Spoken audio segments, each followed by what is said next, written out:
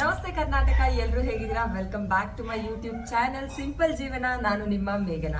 ಇವತ್ತು ಶಿವರಾತ್ರಿ ಹಬ್ಬ. ಇವತ್ತಿನ ಮಹತ್ವ ಏನು, ನಾನು ಹೇಗೆಲ್ಲ ಶಿವರಾತ್ರಿ ಹಬ್ಬ ಆಚರಿಸ್ತೀನಿ ಅಂತ ಈ ವಿಡಿಯೋದಲ್ಲಿ ಕಂಪ್ಲೀಟ್ ಆಗಿ ತೋರಿಸ್ತೀನಿ. ಕೊನೆವರೆಗೂ ನೋಡಿ, ಸಪೋರ್ಟ್ ಮಾಡಿ, ಸಬ್ಸ್ಕ್ರೈಬ್ ಮಾಡೋದನ್ನ ಮರಿಬೇಡಿ. 6 ಗಂಟೆಗೆ ಎದ್ದು ತಲೆಗೆ ಸ್ನಾನ ಮಾಡಿದೀನಿ. ಕೂದಲು ಇನ್ನೂ ಒಣಗಿಲ್ಲ. ಆವಾಗೆಲ್ಲ ಹಬ್ಬ ಅಂತಂದ್ರೆ ಹೊಸ ಬಟ್ಟೆ ಹಾಕೊಂಡು ಓಡಾಡೋದೇ ಆಗ್ತಾ ಇತ್ತು. ಬಟ್ ಇವಾಗ ಹೊಸ ಬಟ್ಟೆ ಹೋಗಿ ಕಂಫರ್ಟಬಲ್ ಬಟ್ಟೆಗೆ ಸ್ವಿಚ್ ಆಗಿದೆ. ಯಾಕಂದ್ರೆ ಏನೇ ಮನೆಗೆ ಕೆಲ್ಸದವ್ರು ಬರ್ತಾರೆ ಅಂತಂದ್ರೂ ಚಿಕ್ಕ ಪುಟ್ಟ ಕೆಲ್ಸಗಳನ್ನ ನಾವು ಮಾಡ್ಕೊಳ್ಬೇಕಲ್ವಾ. ಹಾಗಾಗಿ ನಮ್ಮ ಮನೆ ಮೇನ್ ರೋಡ್ ಅಲ್ಲಿ ಇರೋದ್ರಿಂದ ಸಿಕ್ಕಾಪಟ್ಟೆ ಧೂಳು. ನಿನ್ನೆ ಆಕ್ಚುಲಿ ಎಲ್ಲ ಕ್ಲೀನ್ ಮಾಡಿದ್ದೆ, ಬಟ್ ಮತ್ತೆ ಧೂಳಾಗಿದೆ ಅಂದ್ಬಿಟ್ಟು ಪಾಪ ರಾಜಮ್ಮ ಎಲ್ಲ ತೊಳೆದಿದ್ದಾರೆ. ಅದಕ್ಕೆ ಮತ್ತೆ ಬೊಟ್ಟಿಡ್ತಾ ಇದ್ದೀನಿ. ನೋಡಿ, ಇದು ಆರ್ಟ್, ಇವ್ರ ಆರ್ಟಿಸ್ಟ್. ಚೆನ್ನಾಗಿದೆ ಮೇಘ.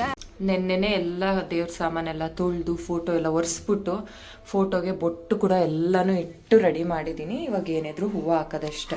ನಮ್ಮ ಅತ್ತೆಗೆ ದೇವ್ರಿಗೆ ತುಂಬಾ ಹೂವು ಹಾಕಬೇಕು, ಇಲ್ಲ ಅವ್ರಿಗೆ ಸಮಾಧಾನನೇ ಆಗೋದಿಲ್ಲ. ನಮಗೆ ವಾರಕ್ಕೆ 3 ಸರಿ ಹೂವು ತರಿಸ್ತೀವಿ. ಒಂದು 10 ಮೊಳ ಆದರೂ ಬೇಕೇ ಬೇಕು ನಮ್ಮ ಮನೆಯಲ್ಲಿರೋ ಫೋಟೋ. ಶಿವರಾತ್ರಿ ಅಂದ್ಬಿಟ್ಟು ಬಿಲ್ಪತ್ರೆ ಬೇರೆ ತರಿಸಿದ್ದಾರೆ. ಇದ್ರ ಜೊತೆ ಮಲ್ಲಿಗೆ ಹೂವು ತರಿಸ್ತಾರೆ ಯಾವಾಗ್ಲೂ. ಇವತ್ತಿರ್ಲಿಲ್ವೇನೋ, ಅದಕ್ಕೆ ಇಷ್ಟೇ ತಂದಿದ್ದಾರೆ. Good morning. ಏಯ್, ಫಸ್ಟ್ ಮಾಡ್ಕೊಂಡ್ ಬಾ, ಹೋಗು ಪ್ಲೀಸ್. ತಿನ್ನಂಗಿಲ್ಲ. ರಾತ್ರಿ ಕನ್ಸಲ್ಲಿ ಬೆಳಗ್ಗೆ ಎದ್ಬಿಟ್ಟು ಇದನ್ನ ತಗೊಂಡು ಎಲ್ಲ ನಾನೇ ತಿಂತಿದ್ದೀನಿ. ಅಯ್ಯೋ, ನೋ ತಿನ್ನಂಗಿಲ್ಲ. ಇಟ್ಬಿಡು, ಸ್ನಾನ ಮಾಡ್ಕೊಂಡ್ ಬರುವಂತೆ ಹುಡುಗ. ಮಕ್ಳದಾದ್ರೆ ಕಬೋರ್ಡ್ ನೋಡಕ್ಕೆ ಎಷ್ಟು ಚೆನ್ನಾಗಿರುತ್ತೆ. ಬಟ್ ಗಂಡು ಮಕ್ಳದು ಅದೇ ಪ್ಯಾಂಟ್ಗಳು, ಅದೇ ಶರ್ಟ್ಗಳು, ಅದೇ ಚಡ್ಡಿಗಳು ಅಷ್ಟೇ, ಬೇರೆ ಏನೂ ಇರೋದಿಲ್ಲ. ಕಬೋರ್ಡ್ ತುಂಬ ಇವಂದೇ ಬಟ್ಟೆ ಆದ್ರೂ ಇಂಟ್ರೆಸ್ಟಿಂಗ್ ಅಂತ ನೋಡೋಕೆ ಏನೂ ಇರೋದಿಲ್ಲ ಗಂಡು ಮಕ್ಳು ಕಬೋರ್ಡಲ್ಲಿ.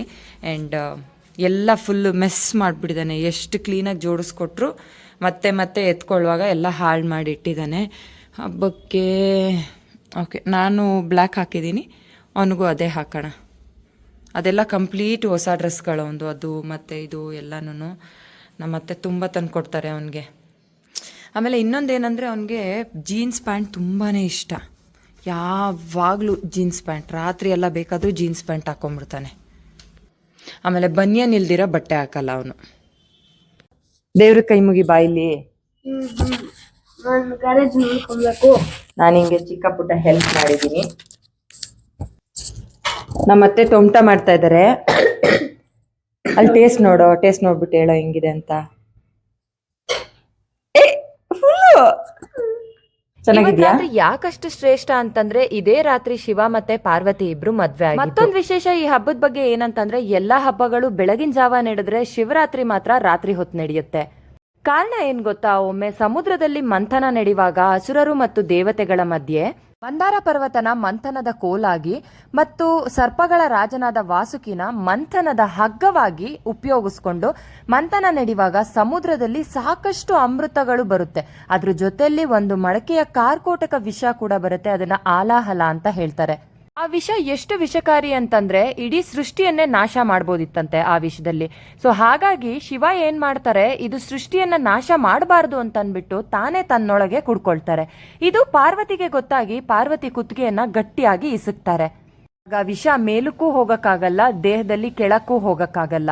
ಆದ್ರೆ ಶಿವ ಮಲಗಿದ್ರೆ ವಿಷ ಹೋಗ್ಬಿಟ್ಟು ದೇಹದಲ್ಲಿ ಸೇರ್ಕೊಳ್ಳುತ್ತೆ ಅಂತ ಅಂದ್ಬಿಟ್ಟು ಇಡೀ ರಾತ್ರಿ ಜಪ ತಪಗಳನ್ನ ಮಾಡಿ ರಾತ್ರಿ ಎಲ್ಲ ಶಿವನ್ನ ಎಚ್ಚರ ಇರಿಸ್ತಾರೆ. ಸೊ ಹಾಗಾಗಿ ಶಿವರಾತ್ರಿ ಹಬ್ಬದ ದಿವಸ ರಾತ್ರಿ ಎಲ್ಲ ಎದ್ದು ಯಾರೆಲ್ಲ ಭಕ್ತಿಯಿಂದ ಶಿವನ್ ಕೇಳ್ಕೊಳ್ತಾರೆ ಅದು ಈಡೇರುತ್ತೆ ಅನ್ನೋದೊಂದು ನಂಬಿಕೆ. ನನ್ನ ಮಗನ್ಗೆ ಶಿವರಾತ್ರಿ ಹಬ್ಬ ಅನ್ನೋದಕ್ಕಿಂತ ಅವ್ರ ಅಜ್ಜಿ ಮಾಡಿರೋ ಐಸ್ ಕ್ಯಾಂಡಿ ಮತ್ತೆ ಕುಲ್ಫಿ ತಿನ್ನೋದ್ರಲ್ಲೇ ಖುಷಿ ಇತ್ತು. ತುಂಬಾ ಶಿವರಾತ್ರಿ ಹಬ್ಬ ಹೆಂಗಾಯ್ತು? ಚೆನ್ನಾಗಾಯ್ತು. ಚೆನ್ನಾಗಿ ಮುಗಿತಾ? ನಡೀತಿದೆ. ಉಪವಾಸ ಇದೆಯಾ ನೀನು? ಉಪವಾಸ ಇದೆಯಾ ಶಿವರಾತ್ರಿಗೆ? ಯಾಕೆ? ಹಸುವಾಯ್ತದ ಹೊಟ್ಟೆ ಹಸುವಾಗತ್ತಾ? ಐಸ್ ಕ್ರೀಮ್ ಐಸ್ ಕ್ಯಾಂಡಿ ಹೆಂಗಿದೆ? ಹೆಂಗಿದೆ? ತಣ್ಣಗಾಯ್ತು. ರಾಜವ ಕುಲ್ಫಿ ಹೆಂಗೈತೆ? ಚೆನ್ನಾಗೈತಿ. ಇನ್ನು ಇವರೆಲ್ಲ ಕುಲ್ಫಿ ಐಸ್ ಕ್ಯಾಂಡಿ ಎಲ್ಲ ತಿಂತಾ ಇದ್ರು. ನಾನ್ ಮಾತ್ರ ಹೆಸರುಬೇಳೆ ಮತ್ತೆ ಮಜ್ಜಿಗೆ ಮಾಡ್ಕೊಂಡು ಸಕ್ಕದಾಗಿ ತಿಂದೆ. ಹೆಸರುಬೇಳೆ ಅಂದ್ರೆ ನನಗೆ ತುಂಬಾ ಇಷ್ಟ. ಇದಕ್ಕೂ ಈರುಳ್ಳಿ ಬೆಳ್ಳುಳ್ಳಿ ಎಲ್ಲ ಏನು ಮಿಕ್ಸ್ ಮಾಡಿಲ್ಲ. ಬಿದ್ದೋಗಿದೆ.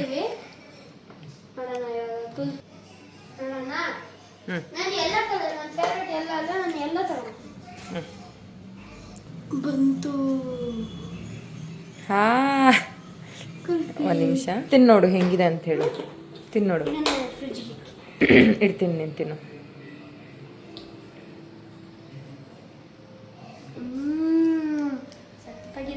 ಚೆನ್ನಾಗಿದೆಯಾ? ಆ್ಯಕ್ಚುಲಿ ನಮ್ಮ ಮನೆಯಲ್ಲಿ ಉಪವಾಸ ಅಂತಂದರೆ ನಾನು ನಮ್ಮ ಅತ್ತೆ ಮಾಡಬೇಕಷ್ಟೆ. ನಮ್ಮ ಮನೇಲಿ ಬೇರೆ ಯಾರೂ ಮಾಡೋದಿಲ್ಲ. ಸೊ ರೈಸ್ ಕೂಗಿಸ್ತಾ ಇದ್ದೀನಿ. ಲೈಟಾಗಿ ಸಾಂಬಾರು ಮಾಡಿಬಿಟ್ರೆ ಇವತ್ತಿಂದ ಅಡುಗೆ ಆಗೋಯ್ತು. ನಾವು ಸಾಯಂಕಾಲ ಉಪವಾಸ ಬಿಡ್ತೀವಲ್ವ, ಆವಾಗ ಏನಾದರೂ ಸ್ವಲ್ಪ ಉಪ್ಪಿಟ್ಟು ಆ ಥರ ಏನಾದರೂ ಈರುಳ್ಳಿ ಬೆಳ್ಳುಳ್ಳಿ ಏನು ಮಿಕ್ಸ್ ಮಾಡ್ದಿರ ಹಾಕ್ಕೊಂಡು. ಆ್ಯಕ್ಚುಲಿ ನನಗೆ ಒಂದೊಂದು ಸರಿ ಅನ್ಸೋದು ಇದು ನಿಜವಾಗ್ಲೂ ಉಪವಾಸ ಅಂತಾರ ಅಂತ. ಯಾಕಂತಂದರೆ ಇದೆಲ್ಲ ತಿಂತೀವಿ ಆದರೂ ಉಪವಾಸ ಅಂತ ಕರಿತೀವಿ. ಏನಕ್ಕೆ ಅಂತ ಗೊತ್ತಿಲ್ಲ. ಏನೋ ನಿಂದು? ನೋ, ನನಗೆ ಕುಲ್ಫಿ ಎಲ್ಲ ಇಷ್ಟ ಆಗಲ್ಲ. ರೀಸನ್ ಏನಪ್ಪ ಅಂತಂದರೆ ನನಗೆ ಮಿಲ್ಕ್ ಅಲರ್ಜಿ ಇದೆ. ನಾನು ಮೊಸರು ತಿಂತೀನಿ, ಮಜ್ಜಿಗೆ ತಿಂತೀನಿ, ತುಪ್ಪ ತಿಂತೀನಿ, ಬಟ್ ಹಾಲು ಕೆನೆ ಬೆಣ್ಣೆ ನನಗಾಗೋದಿಲ್ಲ. ಸ್ವೀಟ್ ಆಗಿದೆಯಾ? ಏನು ಗೊತ್ತಾ, ನಮ್ಮೂರಲ್ಲಿ ತಂದೆ ಮನೆಯಲ್ಲಿ ಶಿವರಾತ್ರಿ ಹಬ್ಬ ಹೆಂಗೆ ಅಂತಂದರೆ ಒಬ್ಬರು ಇವ್ರು ಬರ್ತಾರೆ, ಅಂದರೆ ಒಬ್ಬರು ಐನೋರು ಅಲ್ಲ ಐನೋರು ಬರ್ತಾರೆ. ಅವ್ರು ಬಂದು ಮನೆಗೆ ಮಾಡಿರೋ ಟೊಮಟ ಅದೆಲ್ಲ ಇಸ್ಕೊಂಡು ಹೋಗೋವರೆಗೂ ನಾವೇನು ತಿನ್ನಂಗಿಲ್ಲ. ಅವರು ಮಧ್ಯಾಹ್ನನೇ ಬರ್ಬೋದು, ಸಾಯಂಕಾಲನೇ ಬರ್ಬೋದು, ಅಲ್ಲಿವರೆಗೂ ಏನು ತಿನ್ನಂಗಿಲ್ಲ. ಬಟ್ ಇಲ್ಲಿ ಆ ಥರ ಎಲ್ಲ ಏನಿಲ್ಲಪ್ಪ, ಥ್ಯಾಂಕ್ ಗಾಡ್. ಏನು ಬೇಕಾದ್ರೂ ತಿನ್ಬೋದು. ನನಗೆ ಯೂಶಲಿ ಉಪವಾಸ ಇರುತ್ತೆ ತುಂಬಾ ಕಷ್ಟ. ಮುಂಚೆ ಇರ್ತದೆ, ಬಟ್ ಇವಾಗ ಸ್ವಲ್ಪ ಸೈನಸ್ ಪ್ರಾಬ್ಲಮ್ ಇರೋದ್ರಿಂದ ನನಗೆ ಏನೋ ಒಂಥರ, ಅದಕ್ಕೋ ಏನೋ ಗೊತ್ತಿಲ್ಲ, ನನಗೆ ಸ್ವಲ್ಪ ತಲೆನೋವು ಬೇಗ ಬಂದ್ಬಿಡುತ್ತೆ. ಹಂಗಾಗಿ ನಾನು ಉಪವಾಸ ಇರಲ್ಲ. ಅಡುಗೆ ಎಲ್ಲ ಮಾಡಿ ಮುಗಿಸಿ ನನ್ನ ಮಗನಿಗೆ ಓದಿಸ್ದೆ. ಯಾಕಂತಂದರೆ ಇಂಟರ್ನಲ್ಸ್ ಇತ್ತು. ಇಂಟರ್ನಲ್ಸ್ ಮಿಸ್ ಮಾಡೋದಕ್ಕಾಗೋದಿಲ್ವಾ? ನಮ್ಮ ಕಾಲದಲ್ಲೆಲ್ಲ ಎಷ್ಟು ಆರಾಮಾಗಿ ಓದ್ತಾ ಇದ್ವಪ್ಪ. ಹಬ್ಬಕ್ಕಂತ ರಜಾ ಕೊಟ್ಟರೆ ಬುಕ್ ತೆಗ್ದಿದ್ದು ನೆನಪೇ ಇಲ್ಲ ನನಗಂತೂ. ಬಟ್ ಇವ್ರಿಗಾಗಲ್ಲ, ಎಜುಕೇಷನ್ ಸಿಸ್ಟಮ್ ಬದಲಾಗಿದೆ ಅಲ್ಲ, ಅದರಲ್ಲಿ ಇವನು ICSE ಬೇರೆ, ಸಿಕ್ಕಾಪಟ್ಟೆ ಕಷ್ಟ ಇರುತ್ತೆ. ನೋಡಿದ್ರೆ ನನಗೆ ಅಯ್ಯೋ ಪಾಪ ಅನ್ಸುತ್ತೆ. But I have no other go. ಓದಿದ್ದೆಲ್ಲ ಮುಗೀತು. ನಮ್ಮ ಮನೆ ಹತ್ರನೇ ಇರೋ ಶಿವನ್ ದೇವಸ್ಥಾನಕ್ಕೆ ಹೋಗೋಣ ಅಂತಂದ್ಬಿಟ್ಟು ಸೀರೆ ಹಾಕೊಂಡು ರೆಡಿ ಆದೆ. ಈ ಸೀರೆ ಬಂದು ಆಲ್ಮೋಸ್ಟ್ 10 years ಹಳೇದು. ನನ್ನ ಮದ್ವೆಲಿ ತೊಗೊಂಡಿರೋ ಸ್ಯಾರಿ ಇದು. ದೇವಸ್ಥಾನಕ್ಕೆ ಹೋಗೋಕೆ ಮುಂಚೆ ಮನೇಲಿ ದೀಪ ಹಚ್ಬಿಟ್ಟು ಹೋಗೋಣ ಅಂತಂದ್ಬಿಟ್ಟು ಮತ್ತೆ ಪೂಜೆ ಮಾಡಿಬಿಟ್ಟು ರೆಡಿ ಆಗಿದ್ದು. ದೇವಸ್ಥಾನಗಳಿಗೆ ಹೋದಾಗೆಲ್ಲನೂ ನಾನು ಸ್ಯಾರಿ ಹಾಕಲ್ಲ. ಇವತ್ತೇನೋ ಯೂಟ್ಯೂಬ್ ವಿಡಿಯೋ ಶೂಟ್ ಮಾಡ್ಕೊಳ್ತಾ ಇದ್ದೀನಿ ಅಂತಂದ್ಬಿಟ್ಟು ಹಾಕೊಂಡಿದ್ದೀನಿ ಅಷ್ಟೇ. ಕಾರಣ ಏನಪ್ಪ ಅಂತಂದರೆ, ತುಂಬ ದಿವಸ ಯೂಸ್ ಮಾಡದೆ ಇಟ್ಟಿರೋ ಬಟ್ಟೆನ ನಾನು ಹಾಕೊಂಡೆ ಅಂತಂದರೆ ನನಗೆ ಎಷ್ಟು ಆಕ್ಷಿಗಳು ಬರುತ್ತೆ ಅಂತಂದರೆ, ಯಾಕಂದರೆ ನನಗೆ ಡಸ್ಟ್ ಅಲರ್ಜಿ ಜಾಸ್ತಿ ಇದೆ. ಹಾಗಾಗಿ ಆದರೂ ಪರವಾಗಿಲ್ಲ ಅಂದ್ಬಿಟ್ಟು ಧೈರ್ಯ ಮಾಡಿ ಹಾಕೊಂಡೆ. ಬಟ್ ಎಷ್ಟು ಆಕ್ಷಿ ಬಂತು ಅಂತಂದ್ರೆ ದೇವಸ್ಥಾನದಲ್ಲಿ ಎಲ್ಲ ನನ್ನನ್ನೇ ನೋಡ್ತಾರೇನೋ ಅನ್ನೋದೊಂದು ಭಯ ಕೂಡ ಇತ್ತು. ಪೂಜೆ ಮುಗಿಸಿ ಹೋಗೋಣ ಅಂತ ಹೊರಟ್ವಿ. ನನ್ನ ಕಣ್ಣೆಲ್ಲ ಕೆಂಪಾಗ್ಬಿಟ್ಟು, ಹಚ್ಚಿರೋ ಕಾಜಲೆಲ್ಲ ಹೋಗೋವರೆಗೂ ಕಣ್ ತಿಕ್ಕಿದೀನಿ ದೇವಸ್ಥಾನಕ್ಕೆ ಹೋಗೋದ್ರೊಳಗೆ. ಅಲ್ಲಿನ ಜನ ನೋಡೇ ಸುಸ್ತಾಗೋಯ್ತು. ಅಷ್ಟು ಜನ ಇದ್ರು, ಹೆಂಗಪ್ಪ ಒಳಗಡೆ ಹೋಗಿ ದರ್ಶನ ಮಾಡೋದು ಅನ್ನೋದು ಯೋಚನೆ ಆಯ್ತು. ಬಟ್ ಥ್ಯಾಂಕ್ ಗಾಡ್ ನಮಗೆ ಗೊತ್ತಿರೋರಿದ್ರು, ಹಾಗಾಗಿ ಒಳಗಡೆ ಹೋದ್ವಿ ನಾವು ಡೈರೆಕ್ಟ್ ಆಗಿನೇ. ನಾವು ಕ್ಯೂ ಅಲ್ಲೆಲ್ಲ ನಿಲ್ಲಿಲ್ಲ. ಈ ಜನ ಎಲ್ಲರೂ ಬರೀ ದೇವಸ್ಥಾನಕ್ಕೆ ಬಂದಿಲ್ಲ, ಪಕ್ಕದಲ್ಲಿ ಒಂದು ಇವೆಂಟ್ ಕೂಡ ನಡೀತಾ ಇತ್ತು, ಅದನ್ನ ಅಟೆಂಡ್ ಮಾಡಕ್ಕೆ ಕೂಡ ಬಂದಿದ್ರು. ಒಳಗಡೆ ಫೋಟೋ ವಿಡಿಯೋ ಎಲ್ಲ ಅಲೋ ಇರೋದಿಲ್ಲ. ಬಟ್ ಸ್ಟಿಲ್ ಆ ಡೆಕೋರೇಷನ್ ಎಲ್ಲ ನೋಡಿ ನನಗೆ ಇಷ್ಟ ಆಯಿತು. ಹಾಗಾಗಿ ಒಂದು ವಿಡಿಯೋ ಶೂಟ್ ತೊಗೊಂಡೆ ಅಷ್ಟೇ. ಆ್ಯಂಡ್ ಅಲ್ಲಿ ಪ್ರಸಾದ ಬಂದುಬಿಟ್ಟು ಅವಲಕ್ಕಿ ಕೊಟ್ಟಿದ್ರು. ಬಟ್ ನನ್ನ ಮಗ ಅದನ್ನು ಪುಳಿಯೋಗರೆ ಅಂದ್ಕೊಂಡು ತಿನ್ಕೊಂಡ್ಬಿಟ್ಟ. ಆ್ಯಂಡ್ ಪಕ್ಕದಲ್ಲಿ ಇವೆಂಟ್ ನಡೀತಾ ಇದೆ ಅಂತ ಏನು ಹೇಳಿದ್ದೆ, ಅದಕ್ಕೆ ಒಬ್ಬರು ಹಾಸ್ಯ ನಟ ಉಮೇಶ್ ಅವರು ಕೂಡ ಬಂದಿದ್ದರು. ಅವ್ರನ್ನ ನೋಡಿಕೊಂಡು ನಾವು ಪ್ರಸಾದ ತಿಂದ್ವಿ. ಪ್ರಸಾದ ತಿಂದು ಮುಗಿಸಿ ಅಲ್ಲಿಂದ ಹೊರಟ್ವಿ.